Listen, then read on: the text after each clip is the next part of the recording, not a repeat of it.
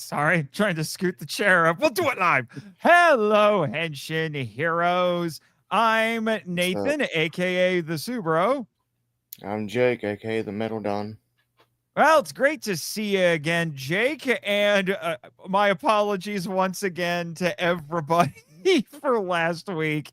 That was a small disaster in many ways. I was at Fan Expo with my friend Eric Anderson of Nerd Chapel. We were tabling there. I was hawking my wares, aka selling my books. And I was trying to find a new place to do the live stream because Eric was in our hotel room and didn't want me there trying to live stream and podcast. I was also in a different time zone, and I was also trying to record an MIFE Max for my other podcast, the Monster Island Phone Vault. MIFE Max is the Patreon show because a friend and I had just seen Shin Godzilla, wanted to record about it. So yeah, and it's Matt Walsh, but not that Matt Walsh. One of your fellow, it was good. Yeah, one of your fellow patrons, Jake. So yeah, just a gazillion things were happening. I thought I could do it all. Found out I couldn't. I know. But here's the upside for you, Henshin heroes. You get a double header today. We're going to talk about 2 episodes and then take next week off because next week's a recap episode.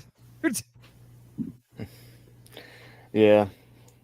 Which I wish they wouldn't do recap episodes, but oh well. Yeah. I don't think there's really going to be much to talk about, unless there's an interesting framing story. And these typically, I don't know. I don't understand the point of recap episodes in this day and age. I don't either. Yeah. But next week's also Labor Day weekend, so perhaps it's for the better. You'll notice that Chris, the Sentai guy, is not with us this week because his job sucks and eats up all of his time. However, I will be playing some recordings from him. He did send us his thoughts. I have not listened to them yet, so that will be interesting. Jake, do you think we should lead with Chris's thoughts or save them for the end? Let's save them for the end. Save them for the end. All right. Well, and we'll do it per episode. So we'll talk about, well, first I'm going to get to Edwin's comment over here in the chat. He says, Ghost Rider based nicknames. Oh boy. Here we go. So which one of you is the Danny Ketch and who's Johnny Blaze? Or maybe it's Alejandro Jones and Robbie Reyes. I should be comparing you guys to. Wait, who the heck is Alejandra? Excuse me. Who the heck is Alejandra Jones? I know about the other ones. There's another writer I don't know about. I haven't heard of that one either. Okay. But I've only ever read really Johnny Blaze. So Johnny Blaze. Yeah. Danny Ketch was the writer in the 90s. And spoiler warning, in a very soap opera turn of events, it's revealed later that he's Johnny's long lost brother. Interesting. I've only got the first series. Yeah, when it's Johnny. I haven't finished it. I need maybe 20 issues left. Right. Yeah, Robbie Reyes I know about. He was the one who was in Agents of S.H.I.E.L.D. and he drives a car. He doesn't have a motorcycle. He has a car. I did see that one. It was pretty cool. Yeah. It's all clip from Agents of S.H.I.E.L.D. Yeah. What cracks me up is that I think Ghost Rider, that version, because there was a Western character, I think in like the late 40s or in the 50s or something, it was called Ghost Rider, but that was a Wild West character. Yeah. And Ghost Rider Johnny Blaze actually showed up about a year after Kamen Rider in Japan, which is kind of interesting. But even more interesting is there is a Kamen Rider Ghost. Yeah. And there's also Kamen Rider Drive, who has a car. Mm-hmm.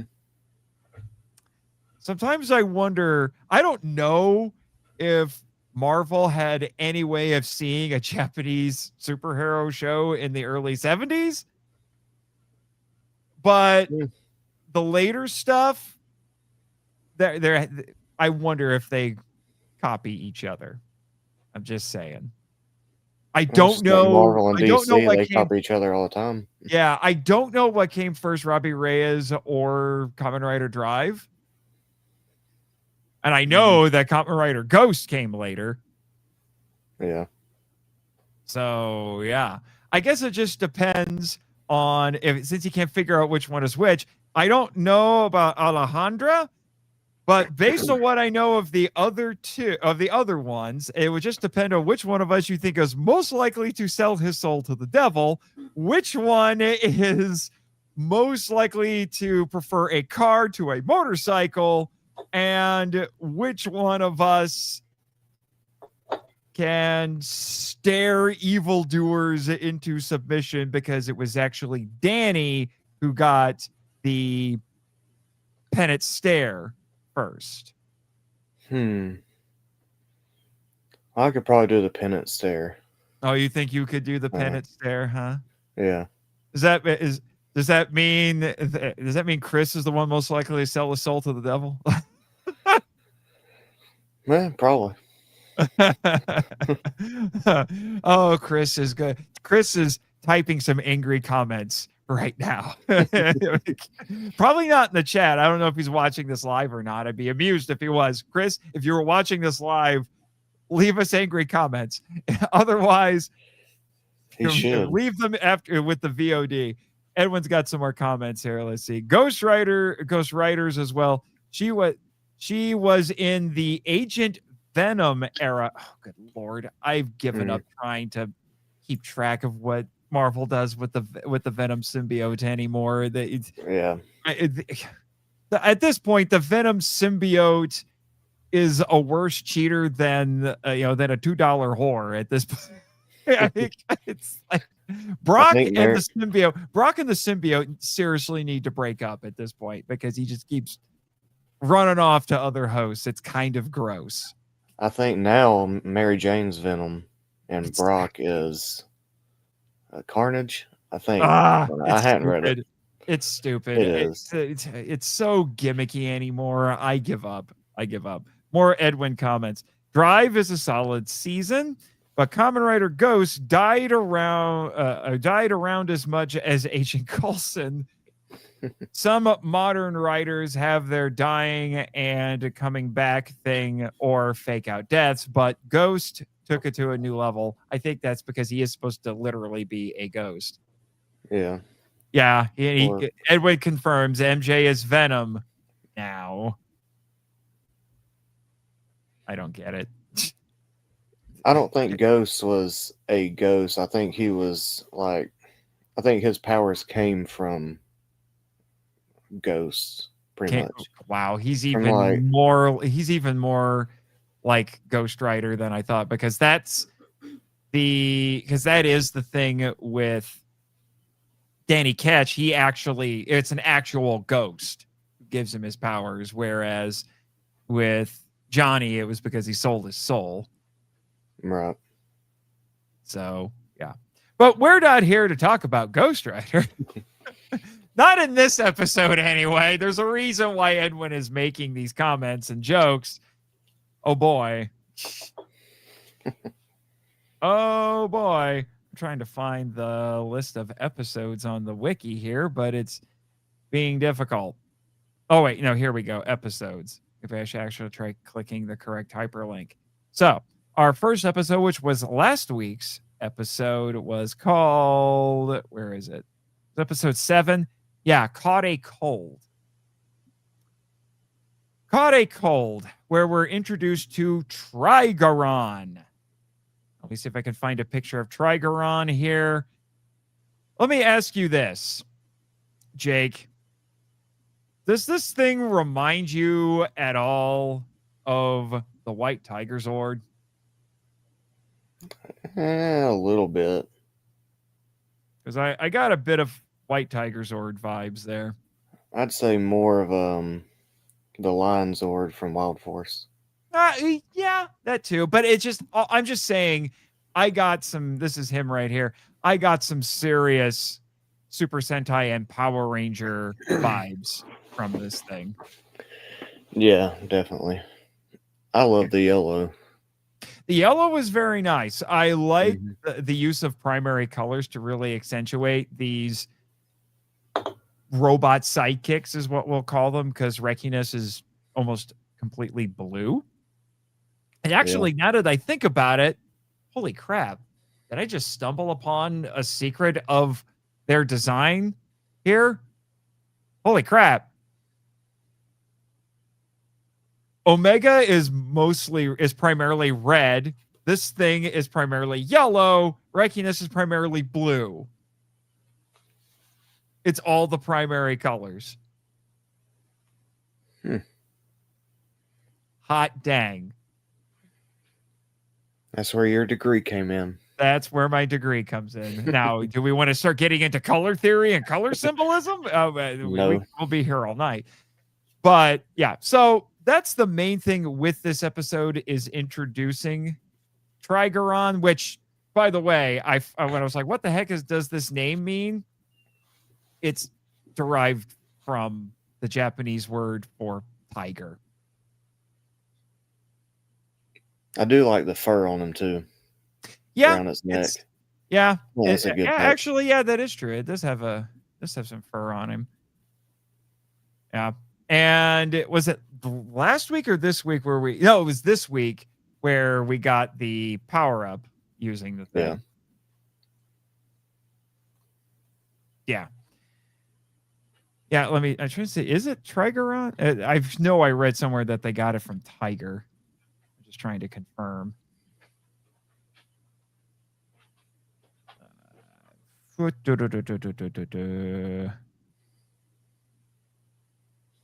Okay, I know I read someplace that they got it from Tiger. However, now I may have to walk this back. If we had streamed last week, I would have said this, and I'm still going to say it now. But at the time when I watched this episode, I felt like the show made its first big mistake. What's that? Because I'm probably going to agree with you. And that was, I thought IU was going to be the quote unquote host for Trigoron. Because when you watch the intro to the show, the theme song, that seems to be what it's been implying for this entire run. And it's just Kosei again. Yeah, very weird. Unless, down the line they switch, or he gives her Trigoron. Well, that's what I'm thinking. We'll talk about that with this week's episode. Because like I said, I may end up walking it back, but I thought that was a mistake because why give this guy two? Yeah. I don't really understand that. And I don't know if it's a mistake of expectations, because we have 3 characters. We have 3 quote unquote monster characters, and each of them is playing quote unquote host to it. Yeah, I think I should have got it too. Yeah, and it'd make more sense. It would make more sense, especially since she still hasn't figured out anything, or at the very least, she hasn't said anything about it. Yeah, which is a tiny bit confusing. I'm a little surprised. I'm a little surprised they let it drag. They've let it go on this long. I really don't want them to do this for the entire 25 episode run. Right. I don't either. Because that's going to get a little old after a while.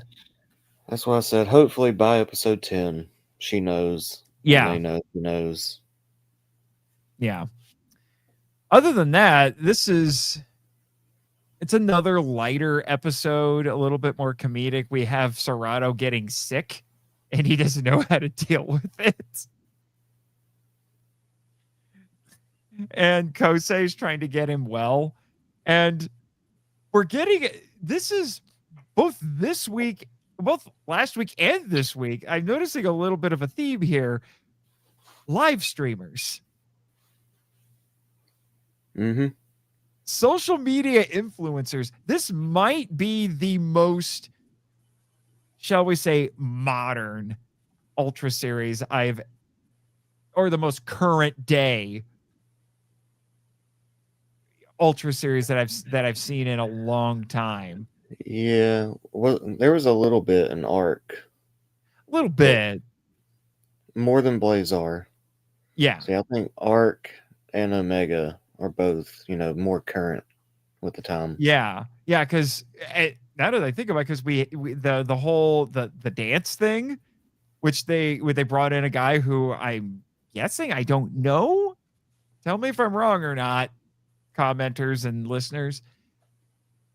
We had this guy who was supposed to be like a Japanese social media influencer, and they're making a dance that is like a TikTok dance, and it seems like they want it to go viral in real life too. Mm-hmm. So you have that, and then this week we have Wolfie. Well, last week we have Wolfie, who's this guy who runs around with his little GoPro. trying to record himself hanging out Wolfie with Kaiju with his little hat. With his little hat. He was, and he makes fake Omega videos, and I wonder if that's them kind of commenting a bit on people using AI to do fake videos. That's what I was thinking. Which again only makes us feel even more of the moment. Mm-hmm. Definitely. Yeah. You can tell that he was just doing it for the fame, the views. Oh yeah. And I love how whenever Kosei grabbed Trigeron when he was in the shell, and he got everybody to turn on him that quick. And I mean, that's pretty much how it is today, especially with social media. Oh yeah. Yeah. Thankfully, admittedly I'm going off of memory here from last week. I don't think they carried over all of the cold stuff into the transformation, which sometimes they'll do stuff like that. I think so. I think you could tell he was a little sick, more tired.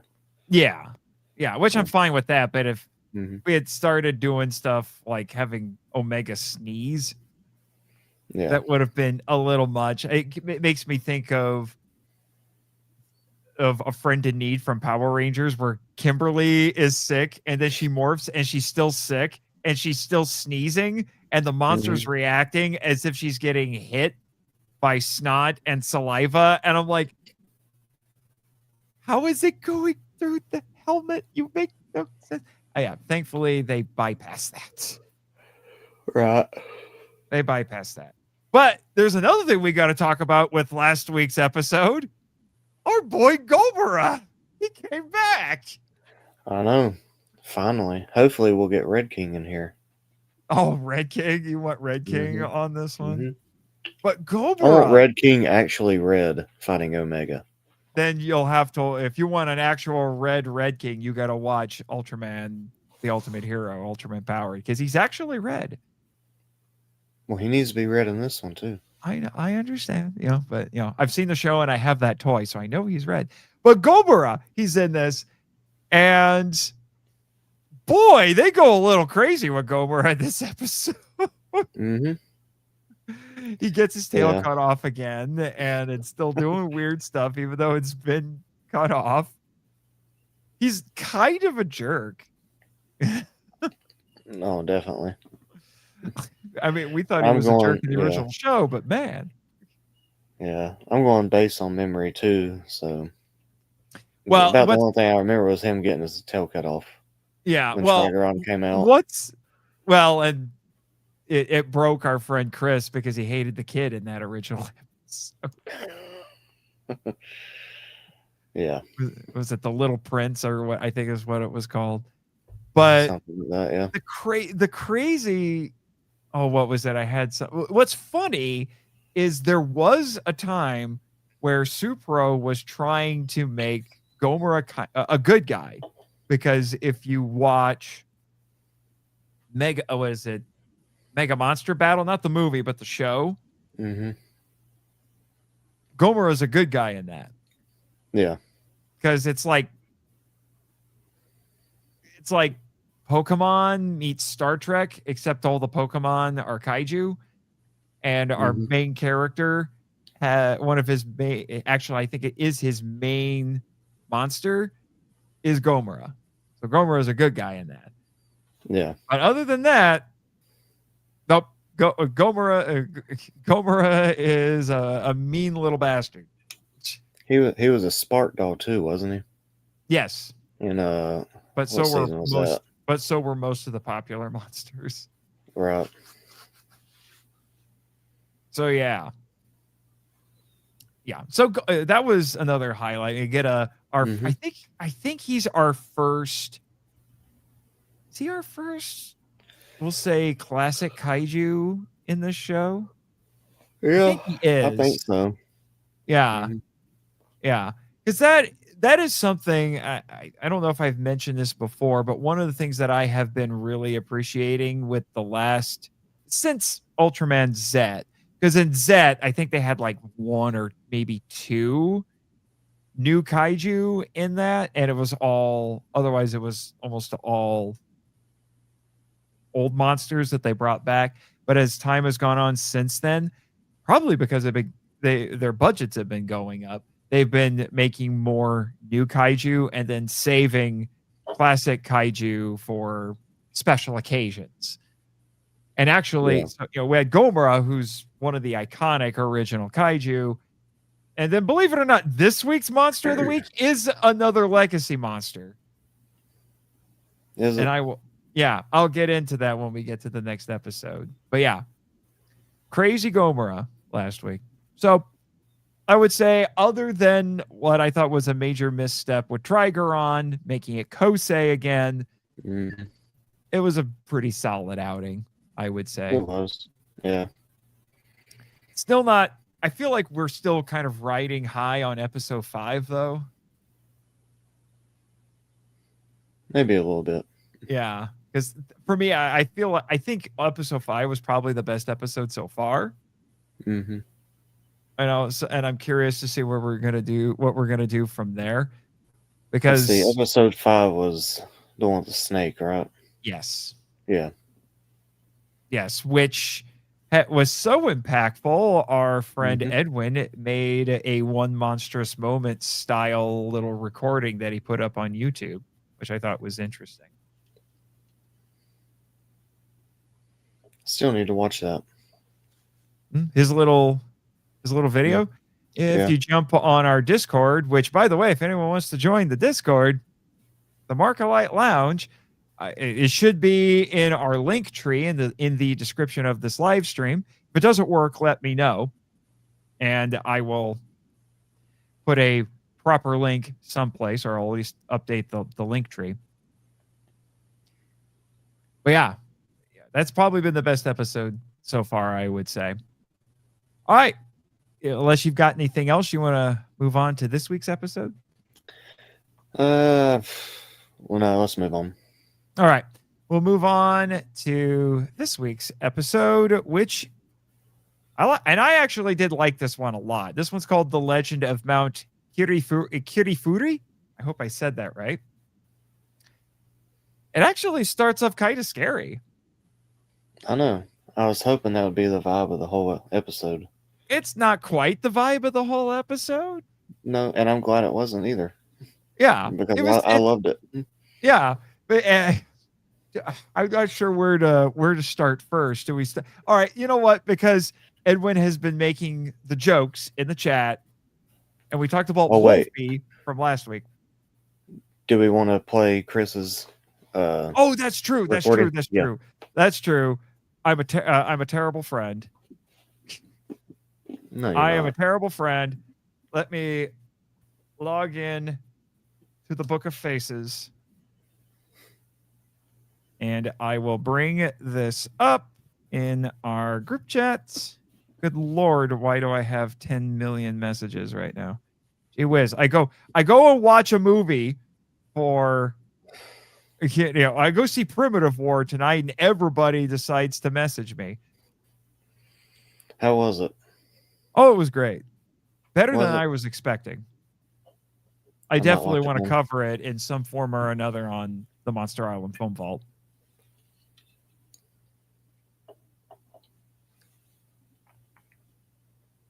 Okay.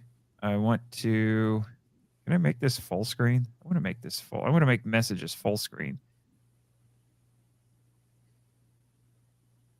There we go. That's how I want it. All right. Okay.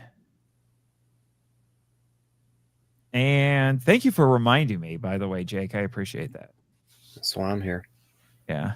Sometimes I get a little ahead of myself. Okay. The audio will be available. So just go to, whoop, nope. I'm just going to make it us for when I play this.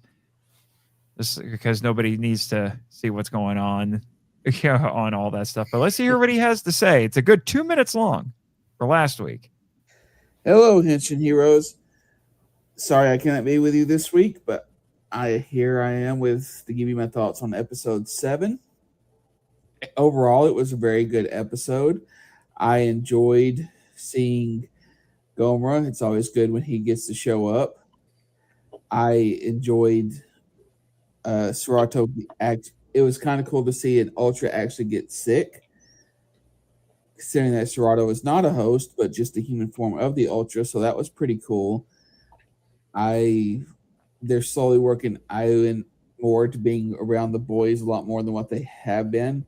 She's going to have to figure out this soon, or it's going to get old, which I'll comment more on the next episode. I was surprised that she did not get Trigoron, that it went to Kosei, but in a way that kind of makes sense because that's his role. He is the kaiju tamer of the group, I guess, and she's the kaiju researcher, and then Serato is the kaiju expert / ultra. So it's pretty cool. I like it. It was a good episode. I'm enjoying the dynamic between the three. I will say that I find it interesting that Serato is Serato's son and Kosei is Kosei-kun, which we found out in episode 6, which with honorifics, San is kind of passive or very formal, respectful, whereas Kun is more affectionate. So that's interesting. I'm curious to see if that goes anywhere as the show progresses. And I will see you guys again for episode 8. Whoa. We're brushing the microphone there. I don't know. Well, oh, wait. How do I get this back to normal? Oh, no, I've screwed it up. What have I done? I'm little. No, make it Why make am I sense. Make it make sense. I know you need to be little. I need to be big. Yeah, I was gonna say we'll do it live. No, look at our background. Isn't it awesome? Very much. I don't want it like this. I broke StreamYard. What have I done? What is this? I can't make it make sense. There, I fixed it. All right, there we go. All right. Okay, so Chris made a lot of the same points we did, agreed with what we had to say. Yeah. All right, now are we ready to move on to this week's episode? Okay, so we started off talking about how it starts off scary.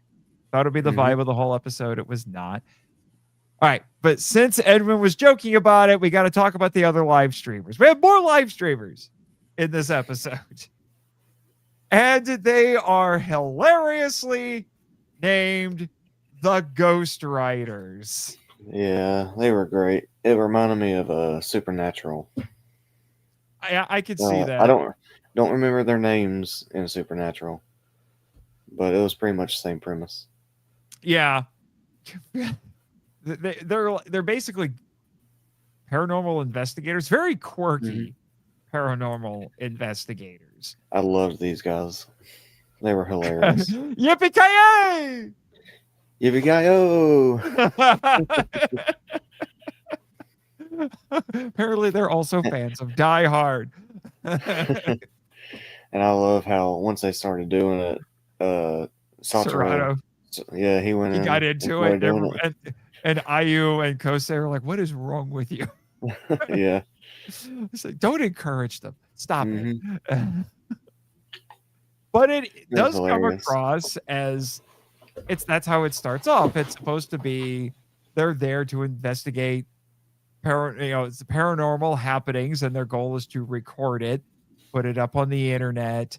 I forget. They didn't say YouTube, but did they or at least mention something that was like YouTube? I would assume. I think didn't Wolfie put all his stuff on YouTube? No, it was something like YouTube. It wasn't actually called YouTube. It was probably the same thing then. It's intended to be the same thing. Yeah, I think it might be the same thing here. But so they get caught up with them, and they say, "Oh, look at this! We're gonna actually open a portal and see what comes out." And they're like, "Are you stupid?" But it works. It works. It Like works.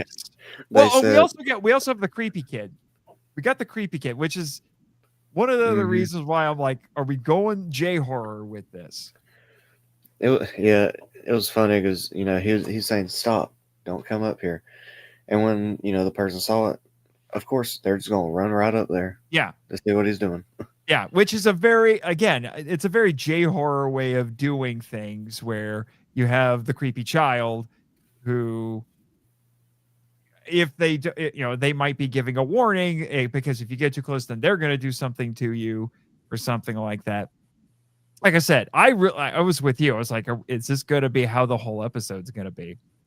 And it's not quite that. We also don't get as much with the kid as I thought, and we still don't really know what this kid's deal is.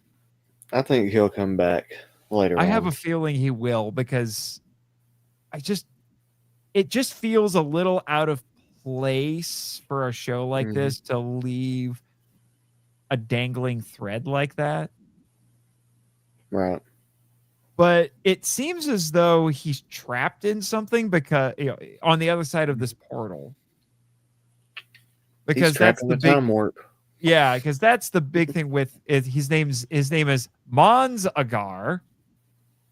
Let me find a picture of him, but yeah, Mons Agar.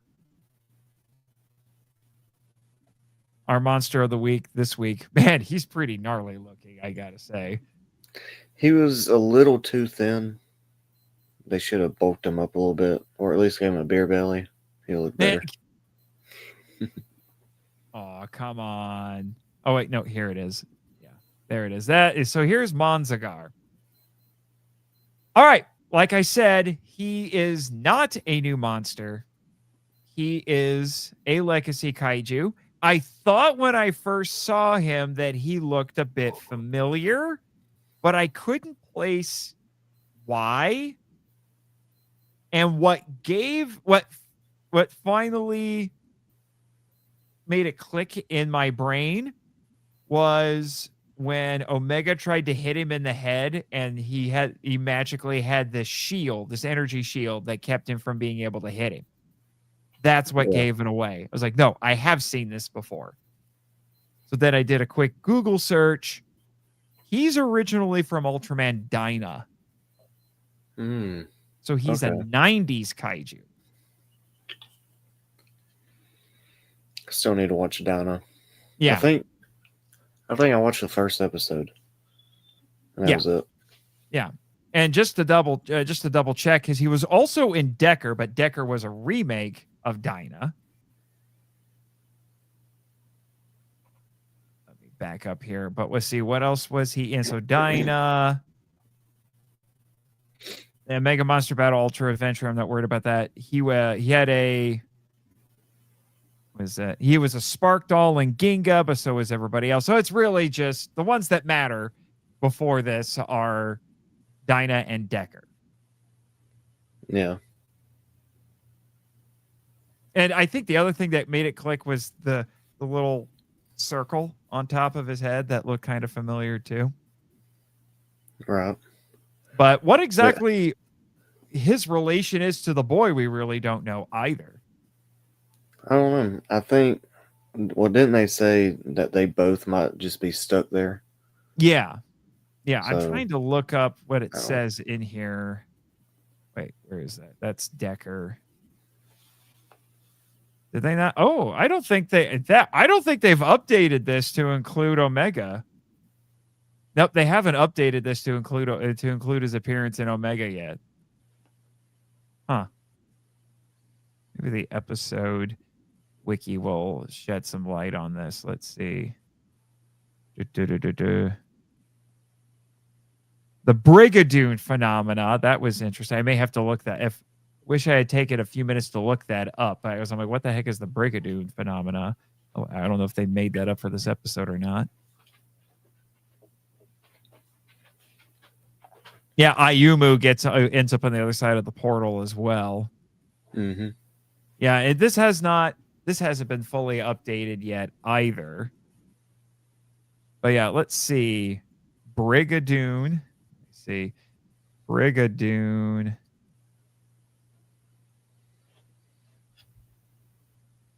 Phenom.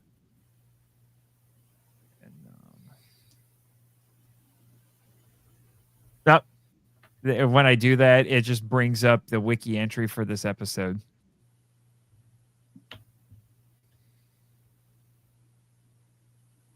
Oh, wait. No, here it is. The Legend of Brigadoon. Yeah, it's about that is a story of a mythical village in Scotland. It's enchanted, and it was enchanted centuries ago, remains unchanged and invisible to the outside world. Okay, that makes more sense now. Now I get it. Okay. That's interesting. I should have figured because Brigadoon does not sound Japanese at all. So, yeah.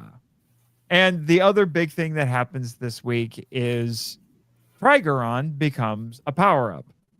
Mm-hmm. So we get the other power. My prediction is that by the end of the season, both Rekiness and Trigoron are going to become the power-ups at the same time. Yeah, that's what I was thinking. That just makes sense because let's be honest, they're going to make toys out of this and they're going to make it so that you can put both on at the same time. Yeah. Because it only covers one arm when he transforms. However, we discovered that there is a complication. Yeah. Kosei can only use one of them at the same time. That's why I think it would have been better if Ayu got it. Well, it's interesting that you say that because I'm wondering if they are hinting at that happening. Because remember, Ayu was getting angry at both of them, and they were presenting it like she was like roaring at them, and they were scared of her. Mm-hmm. And since Kosei has found out that he can only use one at a time, I'm wondering if she's going to get Trigoron down the road. Maybe, but like whenever so they could have Sorto, yeah, well, whenever Sorto tried to use Rekiness, he couldn't do it. No, because it was only connected to Kosei. Yeah, so I'm wondering if Trigoron's going to get transferred to Ayu, so that both of those robot sidekicks can be used at the same time, and we can do the double power up because that just seems like what they're going to do. You know what? Yeah. I'm curious. I'm going to check. I want to check. want to see if they do opposite arms with these things. Because I don't remember. They do. Reckoness is left arm and Trigoron's right arm. That lends even more credence to Mhm. what I'm talking about. Yep. Yeah. Let me see. Yeah, you're right. Yeah. Reckoness is hardly the ever left wrong. arm. Yeah. Is the left arm. And Trigoron, just to confirm. Yep. So I guarantee you, they're going to make it so that he can, both of them can be out at the same time and they will both combine at the same time. Yeah. That's what they would do with the toys. Mm-hmm. It's a very toyetic thing to do. I don't mind it as much this time around. I will say I do feel like at points Omega has felt a bit more toyetic compared to some of the other recent Ultra series. Definitely compared to Blazar. Blazar was the least toyetic, I think, out of all the ones that they've had the last couple of years. Arc was a little more toyetic, but not obnoxiously so. And this one's been a bit more toyetic than Arc was. Yeah, I got the Arc SH figure arts, and you got the Lunar and the Solus armor, and the Galaxy armor is like $90. I'm like, I'll wait. Oh my gosh, Galaxy armor! So there's still one more power up coming. No, for Arc. Oh, for Arc. Okay, I thought you were talking about this one. I was a little confused. Yeah, I do want to. I do want to get some of those Blazar toys. They did some cool stuff with those. Mm-hmm. You know, because there was one kaiju in particular I really wanted to get, and if you did, it would give you the extra cannons that go on Earth Garon. But yeah. So we had 2 weeks in a row. We had live streamers who kind of get their comeuppance and get reminded that they're a little in over their heads, and it amusingly so. And we had some developments with the robot sidekicks. It still remained pretty episodic. We haven't done a whole lot with Serato's memory issues for a while. Yeah. And I hope we get back to that, but we won't know for 2 weeks. Yeah. Because we got a recap episode next week. Fun. Oh, well. I do want to talk about the fight with Monzager. Oh, yeah. It was hilarious. Taking advantage of all the portals. Yeah. And there was one part in particular, he was going through it, and Omega pulled him out, and he turns around, and Trigoron was going through it. So they pulled him out, and once he got done, he was like, oh, finally. He turns around, and he's like, oh, because Monzager was going up in the other one. Because that was the whole thing. Monzager was trying to escape from the other side of this portal. He's trying to keep him from getting away. And so he's like, no, why? Yeah. They do comedy good with these fights. Especially like this one, the one with the rat. Whenever he turned around, they both saw each other and got scared. Yes. I think they're doing good fight scenes, and they got a lot of good comedy within the fight scenes. Yeah. Except again, episode 5, which was remarkably serious. Yeah. That one really sticks out for that. It was very different tonally. All right. Shall we share what Mr. Sentai Guy had to say about this episode? Yeah. Do you have any? Or unless you have more? Not that I can think of right now. All right. Let me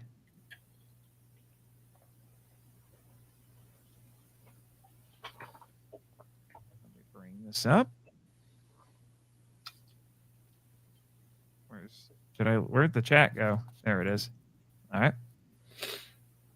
Switch us to this.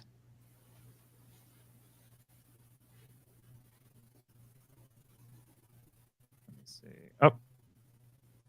At the share screen again. All right, this one's a little bit longer. This is 2.5 minutes. Let's see what he has to say. Hello again, Henshin heroes, and Nate and Jake. I guess I'll say hi to you two losers as well. Oh, I hope that you guys enjoyed episode 8 as much as I did. I enjoyed the idea of there being a Brigadoon-like village. I'm curious about the boy, the spirit boy, and I'm curious if he'll play a role later because he seems to know who Omega is. And it's very unlike the show to leave something hanging like that. So I have a feeling that he will come back later. And I'm curious what IU's conversation was with him. They're going to have to do something soon about the whole, whether IU knows or not, because she was there. There was nobody else there. And she saw Omega and Trigon.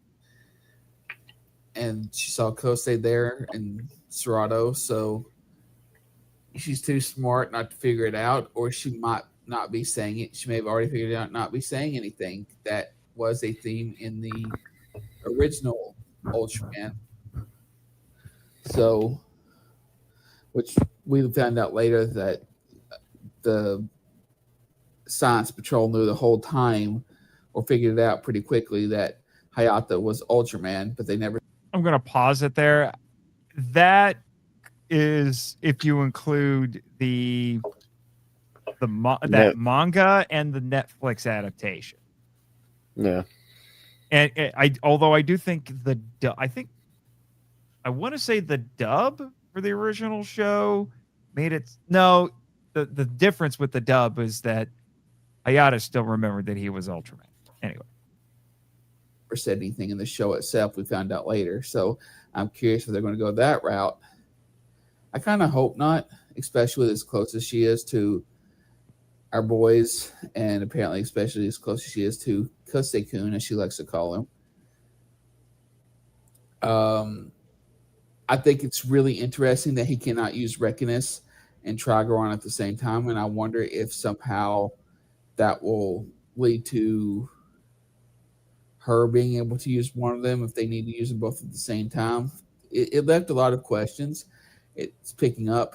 I am kind of disappointed that next week is a clip show. However, it looks like they're going to be adding story elements in there somehow. So I'm still looking forward to it. And I will see you guys in a couple of weeks or whenever we record again. I won't be here next week for sure, but I'll be back the week after that. But if they decide to record next week, I will drop in my thoughts on episode 9. Until then, may the power protect you. Yep. Once again, we're here we go again. Once again, we're on the same page, even though he's not here. It's kind of amazing. So he had a lot of the same thoughts and ideas. I don't know. As for whether or not we'll do anything next week, I guess it will depend on if there's anything we're talking about with the recap, or we could just do a live stream on something else. We'll talk about Toku news or something if we have the time to do so. I'm not promising anything. We'll talk. The three of us will talk about it. I don't know. First. Well, actually, now that I think about it, I will most likely not be available. So I think we will just take the week off. That's fine on me. Yeah. Yeah. Let's see what we have. We have a bunch of comments from Edwin, so I should probably catch up on those. Let me see. Okay, yeah. The last one was he talked about MJ being Venom. So he says, I was hoping with a sick Ultra, it'd really mess up his powers. It reminded me a little of the Ben 10 episode where he got sick, so all his aliens got screwed up. They haven't done something like that in the Ultra series necessarily with illness that I can remember. Well, maybe they did once. But some Ultras, it's not true with all of them, but some Ultras, if the Ultra or the host get injured, it carries over to the other form. Actually, that happened in the original. Remember the snowman episode for the original Ultraman. Hayato was injured and that carried over. So sometimes they will do that. Edwin continues, like one alien, Wild Mutt had no eyes but senses like Daredevil, but since he was congested, he couldn't speak. And one alien, 4 arms, got grass hives on his armpits. Yeah. And his fire form, a heat blast turned blue and fired ice somehow, even though the alien was magma and flames. Edwin, you are a massive fan of Ben 10. That is one of the shows you talk about the most. That From really what I gives remember away. watching, That was really, good. yeah, that really gives away his age. As I know, Ben 10 was a big deal, but I was a little old for Ben 10, so I didn't follow it. You're never too old for a show. Oh, I'm sure for what I've heard, it's good. I'd probably enjoy it, but yeah, I just wasn't following. Was it Nickelodeon? Don't ask me. I didn't watch it. I think it was a Nickelodeon show. I could be wrong. Edwin's probably screaming at the stream right now if I got that wrong. In terms of times, I've seen a Gamera in an incident that severed tails. This is the least epic. Ray's Gamera carrying the tails from its kill being awesome. Ultra Galaxy peak moment. Yeah, he's talking about when it happened in Ultra Galaxy. I know he said that he started watching Ultra Galaxy as I had a pretty good feeling. I think it might have been because of a conversation we had in the Discord, because I think I told him he would probably enjoy Ultra Galaxy. Ghost Riders. Who's the Danny? Robbie and Johnny. The Ghost Riders have awesome hardware, acting like summer camp savant kids. Positive and amazing. It is true. They did come across like summer camp kids. I think they were the Hellhounds, but they changed their names. Ghost Facers. Yeah, that's right. I remember Ghost Facers now. What is that? From Supernatural. They were the equivalent to the Ghost Riders. Okay, yeah. From SPN. Yeah. Nice opening. It was like a horror movie, which we talked about. Huh? That kid was a better warning than the ghost from Jeepers Creepers. You'll have to tell me if he's right or not. Okay. Because I'm assuming you've seen Jeepers Creepers, because I have not. Why not? I just never got around to it. The first and second one was great. Third one, it was meh. Fourth one was terrible. Law of diminishing returns with horror movies, from what I've seen. Yeah, he's right. He's right. Okay. Good to know. Good to know. So, like I said, next week is going to be a recap. However, the Ultra Wiki was kind enough to list the title of the next episode. Oh, I thought it'd be episode 9. It is not. I thought it was 9. It's called A Day in the Life of Nariaki Akagi. It does have a synopsis here. It says, oh my gosh, the Oya Hinode building has 5 stories. Taiyo Warehouse occupies the first, second, and third floors, while the fourth and fifth house different companies. On the 4th floor, there's a company called Japan Cyber Up Company, and a man named Nariaki Akagi is their CEO. What kind of person is he, and what does he think of Serato, Kosei, and Omega? So the framing story is a Japanese salaryman. Oh, well, not a salaryman, but he's a CEO. Who is this guy and why do I care? I don't know. I guess we'll have to watch next week. I guess we will. All right. Unless there's anything else that we need to talk about with these episodes, or we get any more comments here at the last second, I think we covered everything. I think so. Yeah. So in the meantime, happy Labor Day, everybody. Chris, you have all this extra time at your security job. I expect more editing to be done. Grr. We need to get back on track. I need to get a hold of Winja the Ninja and find out when we can start on Time Ranger. Grr. Although one interesting bit of news that we might want to talk about at some point is there is now, because we covered all the Guyver animes and upcoming episodes, there's a Kickstarter for a Guyver fan film. Yeah. Guyver Genesis. And they already put out a short film called Guyver Midnight. I think it's called Guyver Midnight. I think so. Up on YouTube as kind of a proof of concept. So interesting things are happening on that front. I'll take a closer look at the Kickstarter and see what else I can mine from it. But that might be an interesting thing to talk about.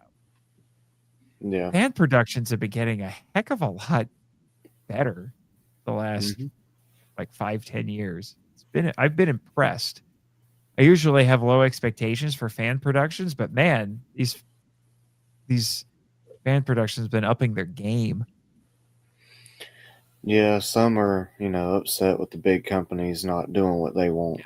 They don't care about the fans. They just want a, half decent movie that turns out to be crap. So. Yeah. So they just decide to pull a Thanos and do it themselves. Mm-hmm. Yeah. Oh, we do have a comment from Edwin here. One last one. Just checked it. It seems to be doing well. Maybe a good interview. Then the brand does nothing, the fans will play. When the brand does nothing, the fans will play. That is true. I mean, I'm involved with several fan productions. They're audio dramas, which is arguably easier. I would say it is easier, really, than doing fan films. Actually, putting something up on screen that requires a lot of special effects. But yeah, still. All right. See y'all in a couple of weeks. As Chris said, until then, may the power protect you.